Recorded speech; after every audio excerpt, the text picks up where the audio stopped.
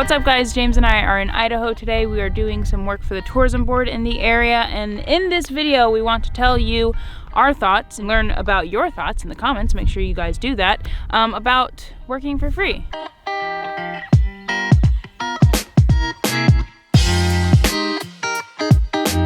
Earlier today, we crossed a quite spectacular bridge that is notorious for base jumpers. So we scrambled out of the car. I was getting my camera settings in order. Christina was trying to film. She started filming the moon or something. I don't know what was going on there. But anyway, I got some lovely photos of the people jumping off. We came here for that, but unfortunately that's a 300 some odd foot drop. So we have to figure out if we can get down there, and if so, how. But we've seen people down there before, so I think it's possible.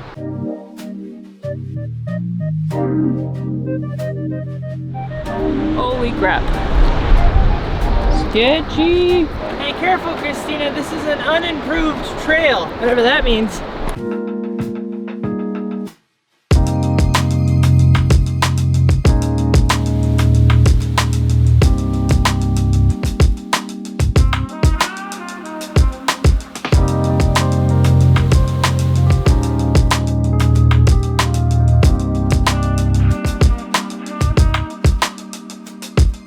Explaining more of the reason that we're actually in Idaho, we've worked with Visit South Idaho in the past. James shot a ton of stuff for their tourism board, and that was the foundation of the relationship between the Reds and Visit South Idaho. I'll explain the working for free part a little bit later on, but we're here to film a lasers and lights at nights show, and we are going to be making a 30-second promotional video for that later on tonight, which is what we're on our way to go do now.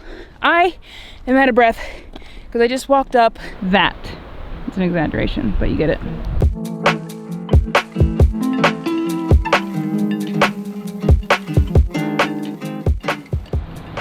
You think it's a squirrel? Yeah, hello. You look a little too confident for my liking. He does look a little bit too confident. Okay. We're gonna respect his space and his zone. Peace out.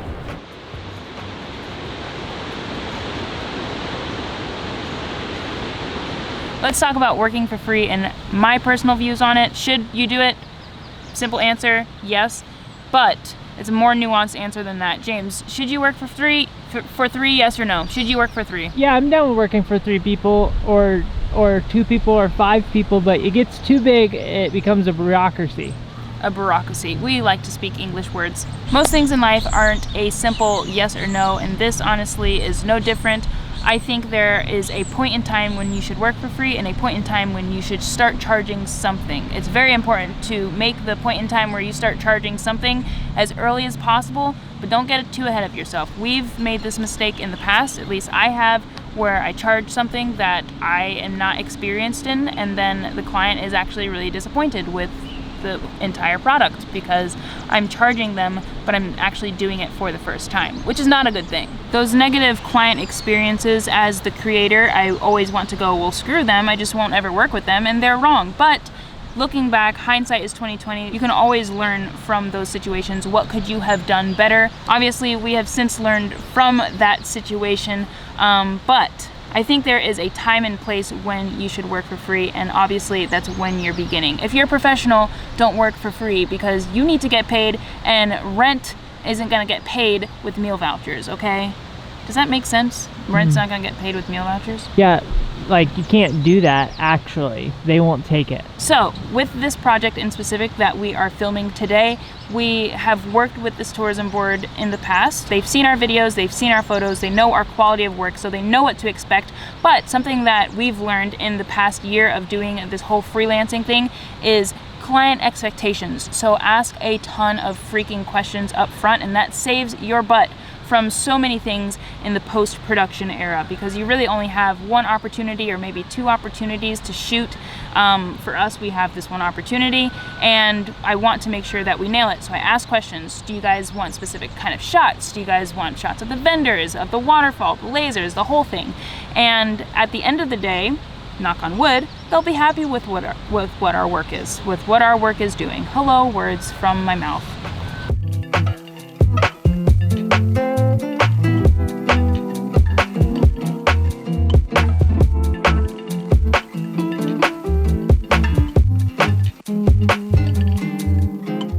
One thing I've learned is if you're going to do something for free, which is a valuable thing a lot of times, what you can do is create a value exchange between you and the people you're working with. And one example of a value exchange is if it can build your portfolio.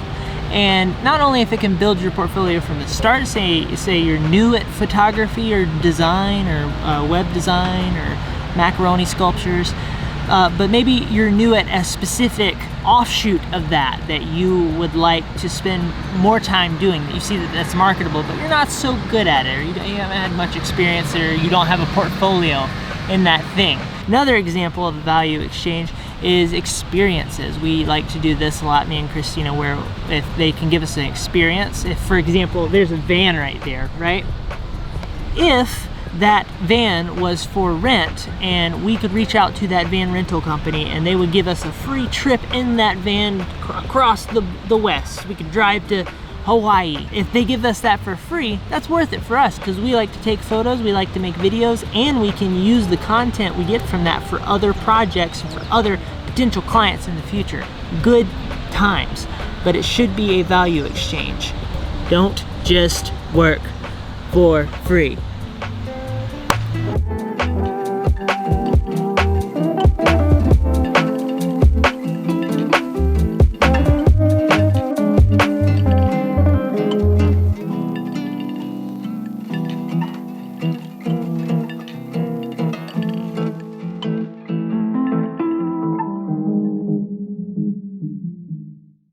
It is day 2 here in Idaho. James and I are at a coffee shop. We're going to actually end the video here. If you guys are interested in any of our adventures, feel free to subscribe because we'll be posting our second video next. Aside from that, guys, have a fantastic day, night, afternoon, evening. Don't work for free.